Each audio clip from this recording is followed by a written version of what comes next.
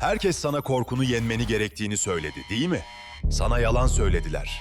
Korku düşman değil. O titreyen eller var ya, işte seni zirveye fırlatacak yakıt tam orada. Kaptan Rakun'unla korkuyu süper güce çeviriyoruz. Kemerini bağla.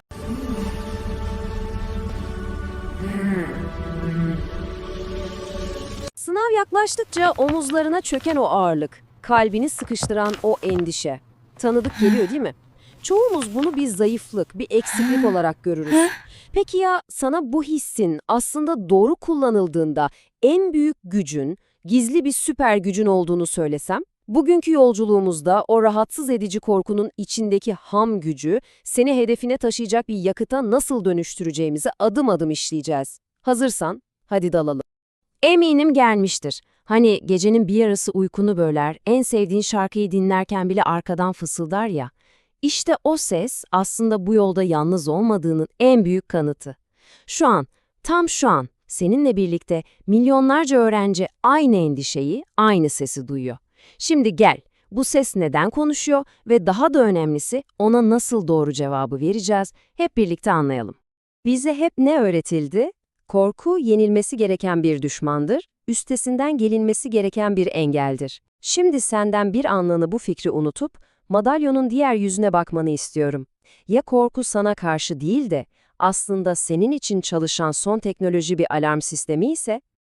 Bak, asıl olay korkunun kendisi değil, onun sana gönderdiği mesajı doğru okuyabilmek. Korku, yanıp sönen bir uyarı ışığı sadece.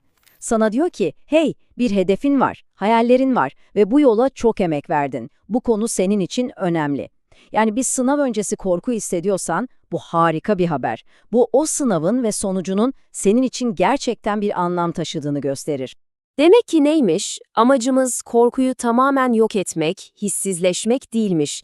Zaten bu ne mümkün ne de gerekli. Şunu sakın unutma. Hedefi olan insanın kaygısı olur. Eğer uğruna çabaladığın bir hayalin varsa, biraz korku hissetmek en doğru hakkın.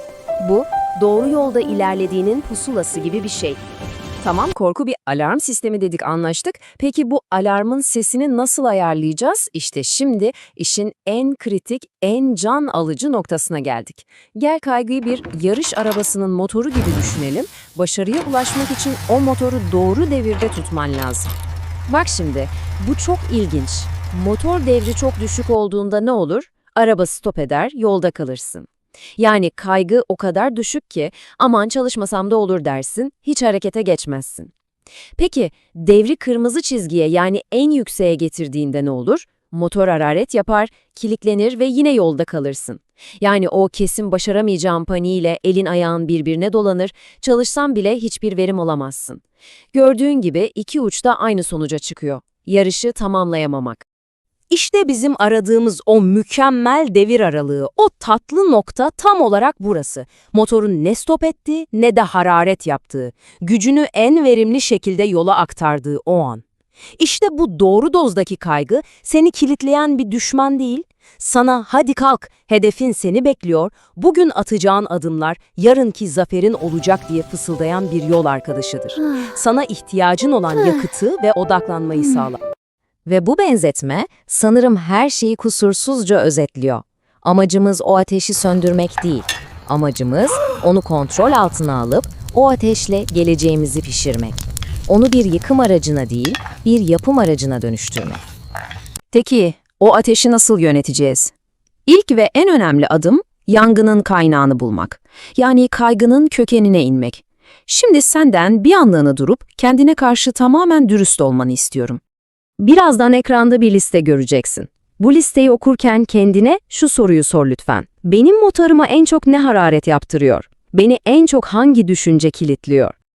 Belki de net bir hedefin olmadığı için sisli bir yolda kaybolmuş gibisin. Nereye gideceğini bilmeden direksiyon sallıyorsun. Ya da sürekli ertelediğin için zamanla yarışıyorsun, son virajı hep panik içinde almaya çalışıyorsun. Belki saatlerce masada oturuyorsun ama bir arpa boyu yol alamıyorsun çünkü çalışma yöntemin yanlış. Ya da o kadar mükemmel olmaya çalışıyorsun ki hata yapma korkusuyla hiç başlayamıyorsun. Omuzlarında ailenden, çevrenden gelen beklentilerin o ağır yükü mü var? Veya bu sınav benim her şeyim diyerek tüm kimliğini tek bir sonuca mı bağladın? Belki de geçmişteki bir başarısızlığın hayaleti bugünkü yarışını sabote ediyor. Bu labirentte seni en çok yoran o çıkmazı bulmak çözümün ilk anahtarıdır.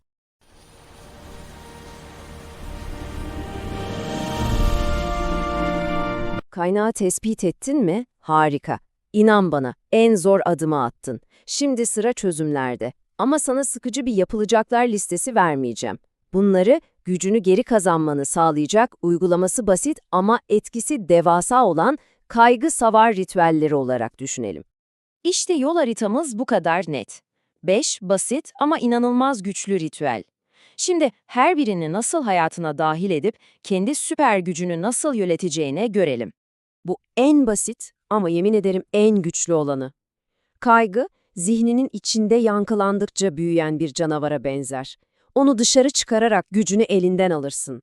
Güvendiğin bir öğretmeninle, bir arkadaşınla ya da ailenle sadece 2 dakika konuş. Kimse yok mu? Al eline bir kağıt, aklından geçenleri 5 satırda karala. O duyguyu kelimelere döktüğün an, üzerindeki o ağır baskının nasıl hafiflediğini hissedeceksin. Kaygı anında ne olur? Bedenin savaş ya da kaç moduna girer, motor aniden hararet yapar. İşte bu basit nefes tekniği beynine ve bedenine şu net sinyali gönderir. Tehlike yok, kontrol bende. Sadece 60 saniyede bir panik anını sakin bir odaklanma anına çevirebilirsin. Bu, deneme anında bile kullanabileceğin cebindeki gizli süper gücün. Beynin yetişmeyecek, hazır değiliz diye alarm verdiğinde kaygı tavan yapar. Bunun tek bir ilacı var, hazırlanmak. Ama bütün dağı bir günde tırmanmaya çalışarak değil. Her gün sadece bir küçük konuyu bitirmek veya sadece 20 soru çözmek beynine "evet, hazırlanıyoruz, kontrol bizde" mesajını verir. Unutma, en büyük kaygıları eriten şey küçük ama sürekli atılan adımlardır. Çözdüğün her bir soru bir zaferdir. Başkasının deneme sonucuna sosyal medyadaki çalışma postlarına bakmak, bu resmen bir motivasyon katilidir. Kendi arabanla başkasının yarışını izlemek gibi bir şey. Senin tek bir rakibin var, dünkü sen. Gelişimini kendi içinde ölçmelisin. Bir ay önceki netinle bugünkü netini karşılaştır. İşte o zaman gelişimi görüp güçlenirsin. Göremiyorsan da nerede yanlış yaptığını anlar, stratejini düzeltirsin. Yani her iki durumda da kazanan sensin.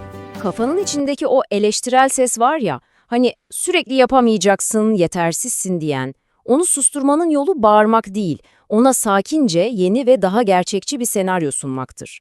Eksiklerimi kapattıkça daha iyi olacağım veya bu sadece bir deneme, hatalarımdan öğreniyorum gibi yapıcı cümleleri tekrar et.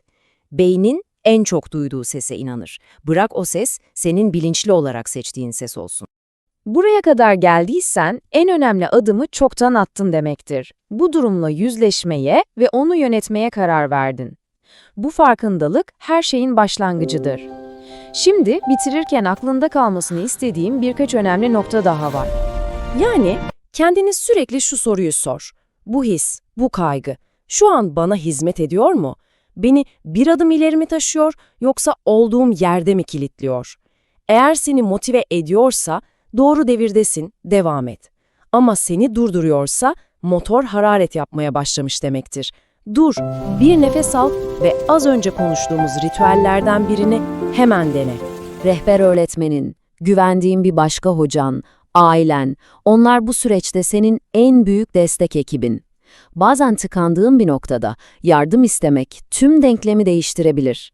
Unutma, yardım istemek zayıflık değil, yarışı kazanmak için pit stop yapmak gibi stratejik ve akıllıca bir hamledir. Ve işte tüm bu anlattıklarımın özeti bu cümlede saklı. Korkunu başarısızlığının bir habercisi olarak değil, hayallerinin ne kadar değerli olduğunun bir onayı olarak gör. Ve bu değerli hissi hazırlanmak için en güçlü motivasyon kaynağına dönüştür. Belki sadece masanı düzenlemek, belki 10 dakikalığına bir konuyu tekrar etmek, belki de güvendiğin birine biraz konuşabilir miyiz diye bir mesaj atmak. Cevabı bul ve sadece o bir adım at. Çünkü en büyük zaferlere giden yollar işte böyle küçük ve cesur adımlarla başlar. Artık korkuyu yakıta çevirmeyi biliyorsun kaptan. Güç zaten senin içinde. Şimdi dümene geç ve hayallerine. Tam yol ileri.